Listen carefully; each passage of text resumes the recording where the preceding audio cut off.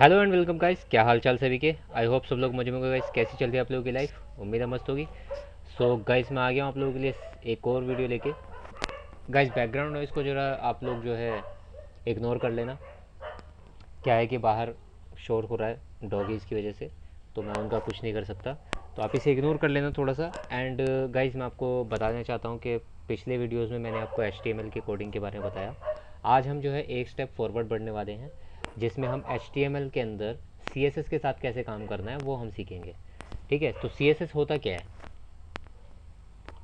CSS जो है guys basically एक वेब पेज को स्टाइल करने के काम आता है, स्टाइलिंग के प्रोसेस में आता है।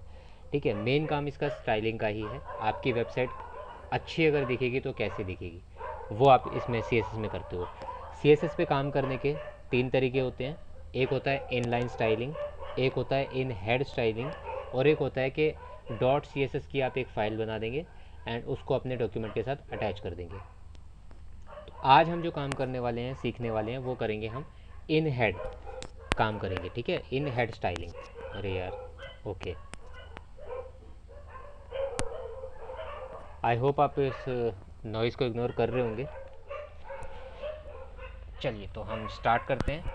तो गाइज़, मैंने जो है वेबसाइट में थोड़े से चेंजेस किए हैं, आप लोग यहाँ पर देख सकते हो। पिछली वीडियो में मैंने जो वेबसाइट बनाई थी उसमें से मैंने थोड़े चेंजेस किए हैं, जिससे कि मैं आप लोगों को सही तरीके से बता सकूं। क्योंकि पिछली बार जो मैंने वीडियो में आप लोगों को सिखाया था वो पूरा मैंने प्रोफेशनल तरीके से करने की कोशिश की थी, जिससे कि आपको पूरा शुरुआत से ही समझ में आए। ठीक है, तो अब जब सब कुछ परफेक्ट रहेगा तो मैं उसमें क्या ही करूँगा, और बेहतर करने के लिए फिर मुझे उसमें बैनर वगैरह ऐड करने होंगे, रील्स वगैरह डालनी होंगी, तो वो एडवांस लेवल पे चली जाएगी। तो उस पर हम बाद में जाएंगे, पहले हम शुरुआत से सीखेंगे। तो गाइज, जैसे कि मैंने बताया आपको कि हम काम करने वाले हैं इन हेड में। तो इन हेड में काम करने के लिए आपको जो है हेड टैग के अंदर चले जाना है सबसे पहले। एंड यहाँ पर आपको एक कमांड देनी है, स्टाइल। एंड इसको फिर आप जो है यहाँ से क्लोज कर देंगे। ठीक है, अब हमारा जो काम होगा इसके अंदर होगा, स्टाइल के अंदर। अब इससे होता क्या है गाइस, मैं आपको बता देता हूँ। जब आप HTML में कोडिंग करते हैं तो आपको एक एक एट्रीब्यूट एक एक जगह पे देना होता है, लेकिन स्टाइल में ऐसा नहीं होता है। स्टाइल में आपने पहले नोटिस किया होगा, मैंने पिछली क्लासेस में बताया था, हेडिंग की कुछ अलग अलग फॉर्म्स होती हैं, H1 H2 H3 H4। तो मान लीजिए H1 में जो भी कुछ आपने डेटा डाला हुआ है, आप उसको फॉर्मेटिंग करना चाहते हैं, तो वो आप यहाँ पर हेडिंग के हेड के जरिए, स्टाइल्स के जरिए, CSS के जरिए एक ही बार में कर सकते हैं। अच्छा, वो कैसे होगा मैं आपको बता देता हूँ। सबसे पहले देखिए, जैसे H1 में मैंने यहाँ पर एक वेलकम नोट डाला हुआ है। ठीक है, तो हम इस पे काम कर लेते हैं। ठीक है ना। तो हमने यहाँ पे क्या क्या करना है, इसमें हमें सबसे पहले हम यहाँ पर लिखेंगे H1, क्योंकि हम H1 में काम करने वाले हैं। प्लस यहाँ पर जो हमें अपना टैग ओपन करना है वो करना है करली ब्रैकेट से। ठीक है गाइस, करली ब्रैकेट से हम जो है ओपन करते हैं।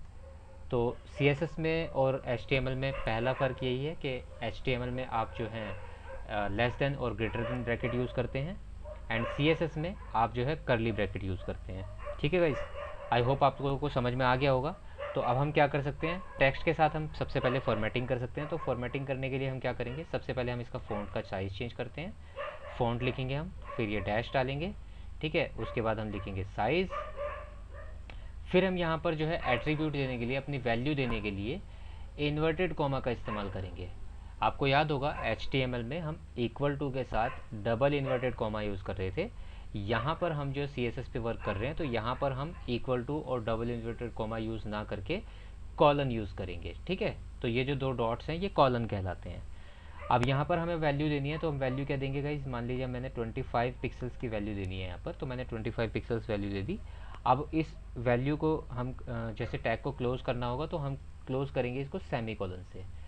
ठीक है, ये वाइज याद रखना है आपको। CSS के अंदर जब हम टैग ओपन करेंगे तो वो ब्रैकेट जो यूज़ होगा वो कर्ली ब्रैकेट होगा, एंड वैल्यूज़ को देने के लिए हम कॉलन एंड सेमी कॉलन को यूज़ करेंगे। ठीक है, तो चलिए पहले हम इसी को सेव करके देख लेते हैं हमारी वेबसाइट में क्या चेंजेस आए।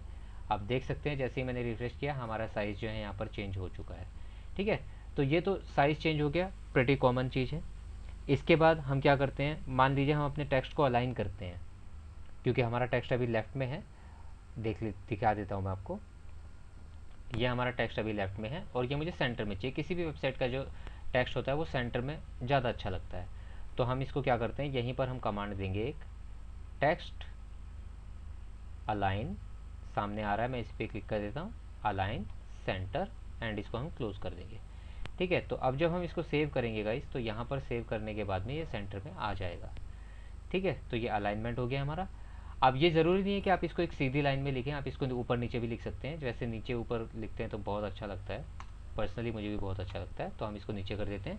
अभी हमारा अलाइनमेंट हो चुका है। अब हमारा जो ये, जैसे मान लीजिए टेक्स्ट है, ये हमारा जो है स्मॉल लेटर्स में है, हमें इसे कैप्स लॉक में करना है, मतलब कैपिटलाइज करना है। तो हम क्या करेंगे, यहाँ पर इसको टेक्स्ट फॉर्मेट करेंगे, फिर से टेक्स्ट ट्रांसफॉर्म, क्योंकि हम इसे ट्रांसफॉर्म ही कर रहे हैं, और इसमें हम इसको कर देंगे अपर केस, एंड यहाँ से क्लोज। तो अब जब हम इसको सेव करेंगे और रिफ्रेश करेंगे तो ये हमारा पूरा कैप्स लॉक में आ जाएगा। देख रहे हो गाइस, बहुत ही आसान है। बस छोटी छोटी चीज़ों का आपको ध्यान रखना होता है, और मेन चीज़ का हमें ध्यान रखना होता है, टैग हमने कहाँ पर शुरू किया है और कहाँ पर ख़त्म किया है, प्लस हमने कौन सा एट्रीब्यूट डाला है और क्या वैल्यू हमने दी है। तो अपर केस हमारा हो चुका है। चलिए अब एक काम करते हैं, इस टेक्स्ट का हम कलर, वैसे ब्लैक ही हमेशा अच्छा होता है, पर फिर भी आप लोगों की जानकारी के लिए मैं आपको बता देता हूँ कि इसका कलर कैसे चेंज करना है। जैसे मान लीजिए कलर हमने यहाँ पर लिखा एंड सेमी कॉलन, एंड इसके सॉरी कॉलन डाला था हमने, एंड कलर का हम रख देते हैं यहाँ पे ऑरेंज, क्योंकि मुझे ऑरेंज कलर काफ़ी अच्छा लगता है। सेमी कॉलन बंद किया एंड टैब रिफ्रेश, तो ये हमारा जो है टेक्स्ट अब ऑरेंज कलर का हो चुका है। ठीक है गाइस, तो टेक्स्ट के साथ हमने खिलवाड़ कर लिया है काफ़ी सारा। अब हम आ जाते हैं इमेज पे। तो गाइस अब यहाँ पर ध्यान देने वाली बात यह है कि मैं अगर यहीं से इमेज पे काम करूँ, यहीं से इमेज पे काम करूँ, तो वो काम नहीं करेगी। क्यों नहीं करेगी? क्योंकि H1 की जो मेरी टैग लाइन है, H1 का जो मेरा टैग है, वो मैंने यहाँ पर क्लोज कर दिया है, और मेरी जो इमेज है वो H1 के बाद है, H1 के बाद की है। ठीक है गाइस, तो हमें इस बात का खास ध्यान रखना है। अगर मैं H1 के अंदर करूँगा तो वो वर्क नहीं करेगा ठीक से, बाहर अगर मैं करता हूँ यहाँ पे तो फिर वो वर्क करेगा। मैं आपको दिखा देता हूँ, जैसे मैं यहाँ पर लिख देता हूँ इमेज कोमा, कॉमा नहीं सॉरी, ब्रैकेट्स, एंड ब्रैकेट्स के बाद मेरी इमेज है, तो इमेज का साइज़ मैं कर देता हूँ 250 पिक्सल। अच्छा, साइज़ ऐसे नहीं बढ़ेगा इसका गाइस, साइज़ बढ़ाने के लिए हमें इसमें विड्थ लिखनी पड़ेगी, width semi colon 250 pixels, and इसको हम क्लोज कर देंगे। फिर हम इसको करेंगे सेव, एंड इसको कंट्रोल रिफ्रेश करेंगे, तो हमारा साइज़ इमेज का बढ़ चुका है। अब मैं आपको वो भी करके दिखा देता हूँ जो मैं आपको बता रहा था। मैं इसको सिंपली यहाँ से कंट्रोल एक्स करके कट कर रहा हूँ, एंड मैं इसको हेड टैग में H1 के अंदर पेस्ट कर देता हूँ। तो अब जब मैं इसको सेव करूँगा, पहले तो यहीं पर इसने बता दिया है, रेड कलर का एरर हमने दे दिया है। अब इसको जब मैं यहाँ पर सेव करूँगा ना, तो यहाँ पर आप रिफ्रेश करने के बाद देखिए आपको कोई चेंजेस नहीं दिखेगा। ठीक है, चलिए अब हम इसको जो है फिर से वही कर लेते हैं, ठीक कर लेते हैं, मतलब जो हमने गलती की थी। इसको हम कंट्रोल एक्स करेंगे, नीचे जाएंगे, कंट्रोल वी करेंगे। ठीक है, अब ये तो हमारा हो गया है। चलिए हमने टेक्स्ट का, अपनी इमेज का जो है साइज़ तो कर दिया। अब इमेज के साथ हम और क्या कर सकते हैं, जैसे मान लीजिए मुझे अपनी इमेज में बॉर्डर देना है, सपोज़ कीजिए कि मुझे बॉर्डर देना है, तो मैं यहाँ पर क्या करूँगा, बॉर्डर सेमी कॉलन। अब मैं इसको बॉर्डर पे, मान लीजिए मुझे बॉर्डर कितना देना है, 3 पिक्सल्स का मैं दे देता हूँ। मान लीजिए 3 पिक्सल्स का मैंने बॉर्डर दे दिया। अब मैं इसको यहाँ पर बंद कर देता हूँ। 3 पिक्सल्स का बॉर्डर देने के बाद बॉर्डर मुझे किस टाइप का चाहिए, एक होता है सॉलिड, सॉलिड में देख लेता हूँ, सॉलिड क्योंकि मेनली कॉमन भी है। सेमी कॉलन से बंद करेंगे, एंड इसका हम कलर रखेंगे रेड, एंड इसको हम बंद कर देंगे। ठीक है गाइस, तो अब हम इसको सेव कर देते हैं। सेव करने के बाद हम जब इसको रिफ्रेश करेंगे तो इस इमेज के ऊपर एक बॉर्डर आ जाएगा जो कि सॉलिड होगा और रेड कलर का होगा और 3 पिक्सल्स का होगा। तो चलिए रिफ्रेश करते हैं। हमने रिफ्रेश किया, ओके रिफ्रेश किया, लेकिन बॉर्डर यहाँ पर नहीं आ रहा है। बॉर्डर क्यों नहीं आ रहा है? ओके, यहाँ पर हमने जो है डी लिख दिया है सॉलिड की जगह पे, तो इसको हम डिलीट कर देते हैं। ये एक छोटी सी मिस्टेक है जो होती रहती है, और इन्हीं मिस्टेक्स की वजह से जो है काम नहीं हो पाता है हमारा। ओके,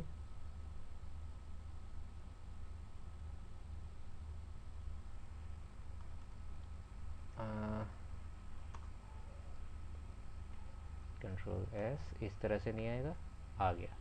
ठीक है, तो गाइस हुआ क्या था मैं आपको बता देता हूँ। आपने देखा था यहाँ पर मैं कंट्रोल Z कर देता हूँ।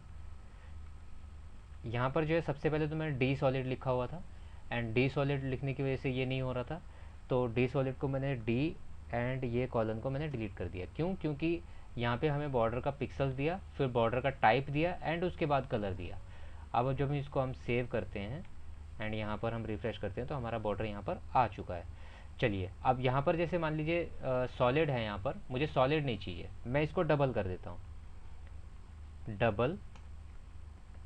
ठीक है, तो अब जब मैं इसको सेव करूँगा तो यहाँ पर जो बॉर्डर है मेरा ये डबल लाइनों में आ जाना चाहिए। देखिए आप देख सकते हैं यहाँ पर डबल लाइन में आ चुका है। अगर आप लोगों को नहीं दिख रहा है तो मैं, हाँ पॉसिबल है ना दिख रहा हो, तो मैं इसके पिक्सल्स आपको एक बारी बढ़ा के दिखाता हूँ। लाइक मैं 7 पिक्सल कर देता हूँ जिससे कि आपको अच्छे से दिखाई दे। Control S। ओहो, क्या गड़बड़ की मैंने, ओह PX मैंने 2 बार लिख दिया है। ठीक है, देखिए गाइस दिख रहा है आपको, डबल बॉर्डर यहाँ पर आ चुका है। तो पिक्सल्स मैंने इसके बढ़ा के दिखाए हैं, इस वजह से ये आया है, जो आपको क्लियरली दिखाई दे, इसलिए मैंने इसके पिक्सल्स बढ़ाए हैं। तो मैं इसके पिक्सल्स जो है फिर से कम कर देता हूँ। आई थिंक 3 अच्छा लग रहा था, एक बार मैं चेक कर लेता हूँ। हाँ 3 अच्छा लग रहा है। ठीक है गाइस, तो आप लोगों ने देखा कितनी आसानी से आप जो है एक ही जगह पे सारी की सारी फॉर्मेटिंग कर सकते हैं। इसमें और भी चीज़ें होती हैं, कितने तरह के होते हैं, जो हम आगे और भी जानेंगे जब हम और भी एडवांस लेवल पे जाएंगे। अभी मैं आप लोगों को बहुत ज़्यादा कंफ्यूज नहीं करना चाहता हूँ, इसलिए मैं छोटे छोटे ट्यूटोरियल्स आप लोगों के लिए बना के डाल रहा हूँ, जिससे आप बेसिक जो है कॉन्सेप्ट अपना समझते हुए आगे सीखते चलें। ठीक है गाइस, तो आज हम लोगों ने क्या सीखा है गाइस? आज हम लोगों ने CSS में बेसिकली सीखा है कि अपने टेक्स्ट को फॉर्मेटिंग कैसे करते हैं और इमेज को फॉर्मेटिंग कैसे करते हैं। ठीक है, और CSS होता क्या है और CSS पे कैसे काम करते हैं। ठीक है, आई होप आपको ये वीडियो जो है इन्फॉर्मेटिव लगी होगी।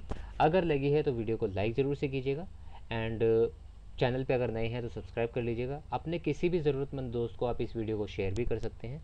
मैं मिलूँगा आपसे अगली वीडियो में, तब तक के लिए बाय बाय।